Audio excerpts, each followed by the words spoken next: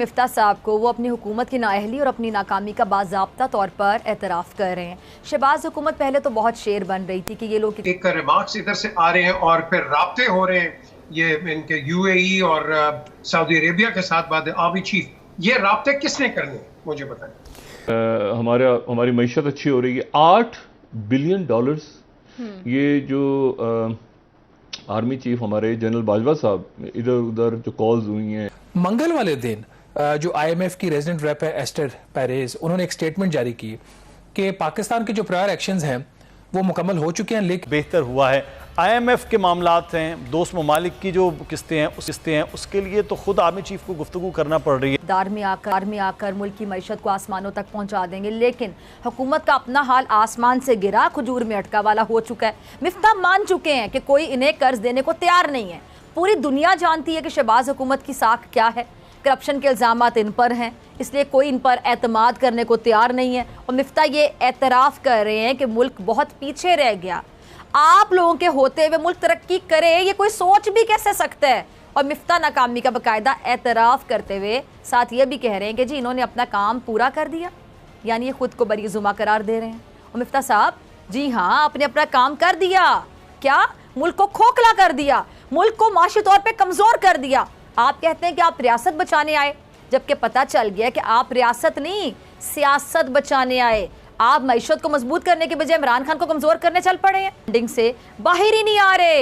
इनको कोई टेंशन नहीं है कि हो क्या रहा है मुल्क में, मईशत की सूरत हाल क्या है। अवाम बेचारी रो रही है, अवाम तकलीफ में, अवाम अजियत में है। इनको सियासी पॉइंट स्कोरिंग की पड़ी हुई है कि कैसे सामने वालों को नीचे दिखाया जाए, कैसे तनकीद की जाए। आगे पीछे सऊदी अरेबिया, यूएई, चाइना से, यानी चाइना उधर से आईएमएफ, यानी हर तरफ से जो आपको हम कहते हैं ना, कुछ मुल्कों के साथ हमारी जो है वो स्ट्रेटेजिक ताल्लुकात हैं, ठीक है ना। उसमें अमेरिका के साथ स्ट्रेटेजिक लेवल पे ताल्लुकात हैं, चाइना के साथ भी स्ट्रेटेजिक, अमेरिका के साथ स्ट्रेटेजिक ताल्लुकात हैं। ये ज़हन में रखें, स्ट्रेटेजिक।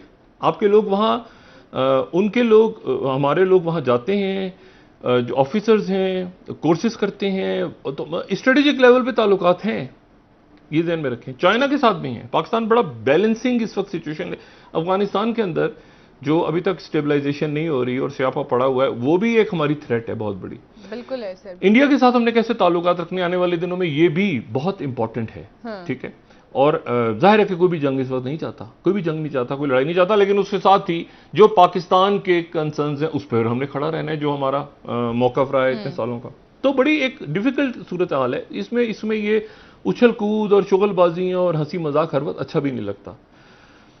तो इसमें जो है वो तो मैं जो बात कह रहा था ये कि तकरीबन $8 अरब आने वाले चंद दिनों में पाकिस्तान में सरमायाकारी और पाकिस्तान के जो मुख्तलिफ लॉबीज एक्टिव हुई, बड़ी कोशिश हुई पाकिस्तान को जनाब किसी तरह दिवालिया कर दिया जाए, ये कर दिया, तो उससे पाकिस्तान निकला है बहैसियत एक मुल्क।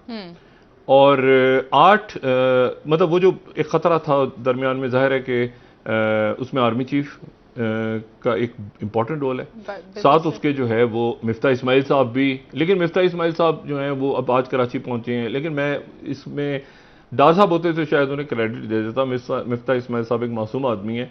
जिस लेवल पे ये खेल हो रहा है ग्लोबली और स्ट्रेटेजिकली, मिफ्ता इस्माइल साहब को भी बहरहाल अच्छा किया कि वो कराची पहुंचे। लेकिन छोड़ दें कि मिफ्ता इस्माइल हो या कोई और हो, ये पाकिस्तान के लिए अच्छी खबर है कि पाकिस्तान जो है उसमें जो डॉलर है वो नीचे जो है वो गया और रुपया जो है ऊपर गया, और उसका कोई ताल्लुक अफगानिस्तान या किसी और वाक़े से नहीं है जो अफवाहें फैलाई गई हैं।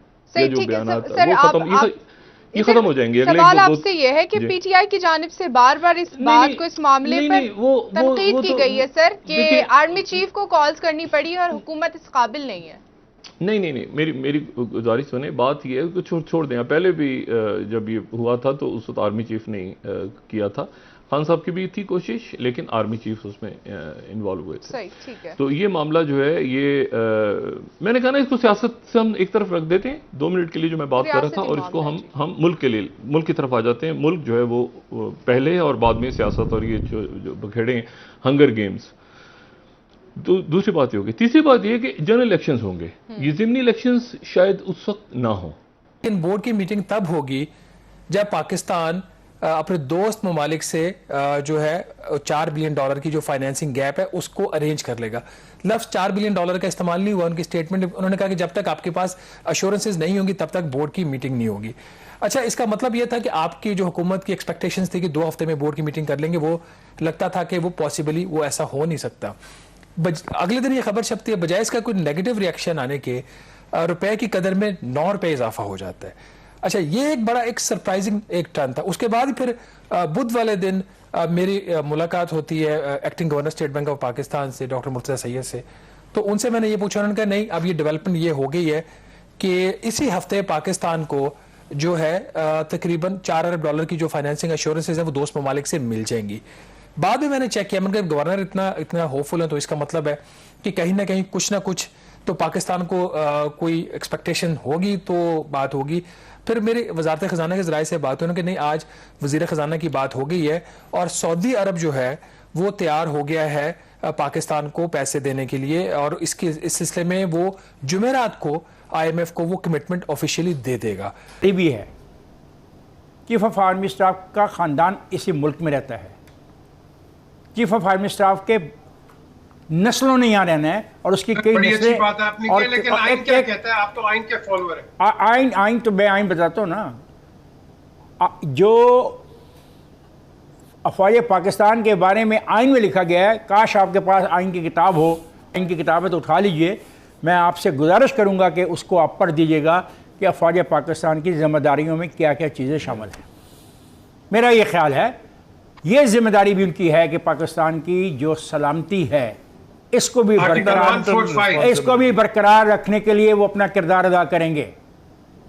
ठीक, और अगर आर्टिकल 145 सही कह रहे हैं। एक मिनट हौसला करें ना। आपने बात छेड़ने का बाद आगे जाने की आपको आदत पड़ेगी, इसको भी रोकें और बदलें अपने रवैये को, क्योंकि नहीं जावेद को आप सारा प्रोग्राम दें मुझे। एक सेकंड, ये पार्ट लंबा कर लेंगे, इनको बोलने दें प्लीज। देखिए, आपने उस आर्टिकल को पढ़े, उसमें क्या क्या लिखा हुआ है अफवाज पाकिस्तान के लिए। फौज इस मुल्क की है। अगर ये मुल्क डिफॉल्ट हो जाता है, अगर इस मुल्क का भट्टा बैठ जाता है, अगर ये मुल्क दिवालिया हो जाता है, फौज क्या करेगी? तो जब हमें नुकसान होगा, आम आदमी को, अवाम को, तो अदारों को होगा, तो फौज भी उसमें एक अदारा है जिसको नुकसान होगा और उसका नुकसान नाकाबिले तलाफी होगा। बाकी आपकी मर्जी। वजीर ख़जाना, वजीर आज़म, वो माशी टीम, वो तो कहीं नजर ही नहीं आ रही सर। वजह देखें, एक तो ये है कि इस हुकूमत का जो बजट आया था वो बहुत ही एक गलत बजट था और उसको हमने देखा कि बार बार वो चेंज होता जा रहा है जी। और उसमें जो जो ऑब्जेक्टिव्स थे वो भी इतने क्लियर नहीं थे, क्योंकि उसमें बहुत ज़्यादा अखराजात हुकूमत के किए हुए थे और बहुत बड़ा एक किस्म का डेवलपमेंट प्रोग्राम बनाया जो कि हमारी एग्जिस्टिंग सिचुएशन में वो कंपैटिबल नहीं है। जो काम आपको बैंकरप्सी में लेके जा रहा है उसको फर्दर उसने किया।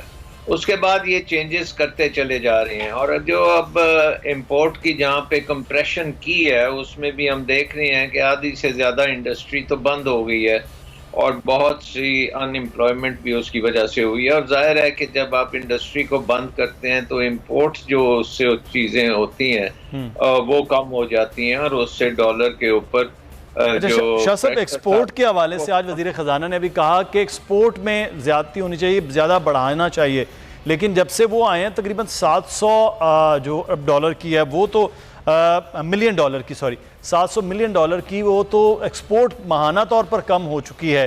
तो जहां इंपोर्ट कम हुई है वहीं पर इस हुकूमत के होते हुए तो एक्सपोर्ट ना होने के बराबर रह गई है जो तकरीबन 30 मिलियन तक पहुंच गई थी। अगर आप देखें कि ये जो हुकूमत है इसमें PDM की जो पार्टीज हैं जिसमें पीपल्स पार्टी और PMLN है वो तो हिस्टोरिकली तकरीबन पिछले 30 साल उन्होंने हुकूमत की है और वो एक निज़ाम बनाया है जिसमें एक्सपोर्ट्स का हिस्सा ही नहीं है। सारी इंपोर्ट्स का इंपोर्टेड इकोनॉमी बना दी है, जिसका मतलब ये है कि आप दुनिया से इंपोर्ट करें और खा पी जाएं। हमारी बिजली भी अब इंपोर्टेड है, हमारी बाकी चीज़ें भी सारी इंपोर्टेड है, खाना भी इंपोर्टेड है।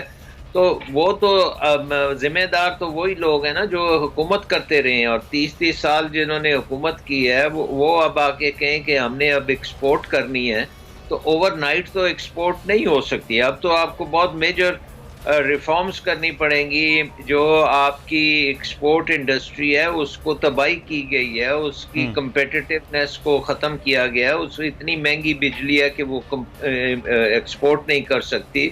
उसके बाद इंफ्रास्ट्रक्चर जो है वो एक्सपोर्ट्स के लिए नहीं है मौजू। आप